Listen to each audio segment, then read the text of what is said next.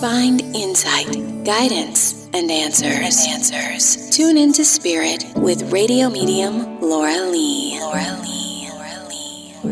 What if the stories you've been telling yourself are the very thing holding you back from healing and aligning with your purpose?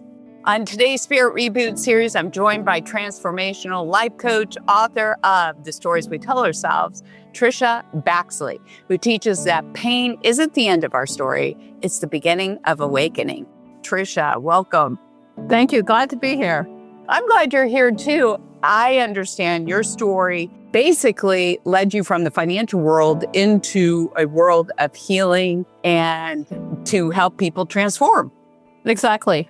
I was living in a type A corporate world, doing my thing, being very successful, thought I was happy, thought I had meaning in my life, had a couple of kids, husband. And 10 years ago, I was waking with a knock on the door by 4 policemen, and I was told my husband had taken his life.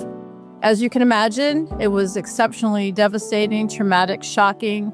I felt myself being somebody I didn't know who I was anymore. And blessedly, I heard this voice in my head at the very first moment of this happening is you're never going back to the way things were. And that voice served as a guidepost for the next 10 years. And through that experience, I was able to understand that grief is not something we just get through. Yes, we go through the stages of anger and finally into acceptance, but the real part of grief is the transformation that can take place in our life if we're willing to walk through the fire. I love it. So your work centers on the idea of the stories we tell ourselves and how they shape our reality. So how do these stories form, and why do we hold on to them even when they no longer serve us?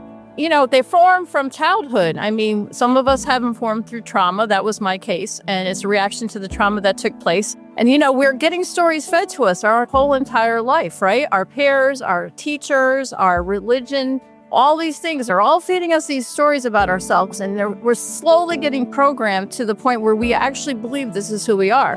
When we're children, we don't have those skills to question ourselves. So we just absorb all these things. And in my case, I knew I wasn't getting the love that I needed to grow and to nurture myself to be authentic. And so what did I do? I created this person who lived outside myself. I was, an amazing runner. I was always looking at the next goal. I was always trying to achieve the biggest thing. I was balancing and juggling a million different things because at the end of the day, I was trying to fill my cup from the outside in. And when my husband died, all of that was stripped away. It was like everything I'd ever known to be true about myself just vanished. And it became very apparent that I actually had no idea who I was. So many people today are carrying trauma that creates this self-doubt, limiting beliefs that keep them stuck.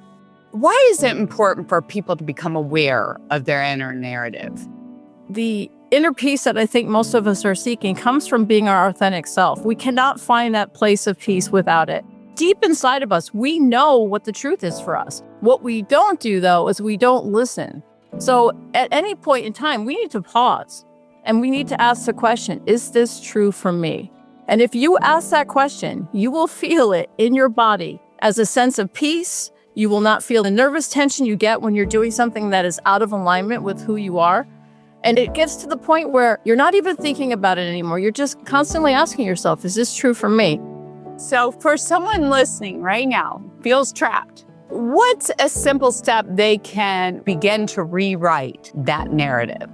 The first step is actually recognizing that there is a story playing behind the scenes. And from that point, you start getting honest with yourself. And again, I go back to the same thing. Is this true for me?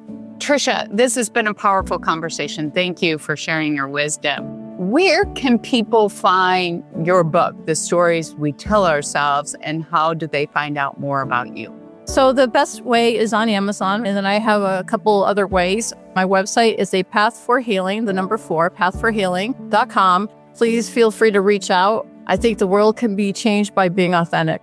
I agree with you. And remember, you're not your past. You are the author of what comes next. Precisely. So if you like this segment and you want more spiritual insight, guidance, and answers, please follow and subscribe on the Radio Medium podcast. Share it with your friends and family who may benefit from this message. And be social with me. I'd love to hear your thoughts about this topic on Facebook, Instagram, YouTube too.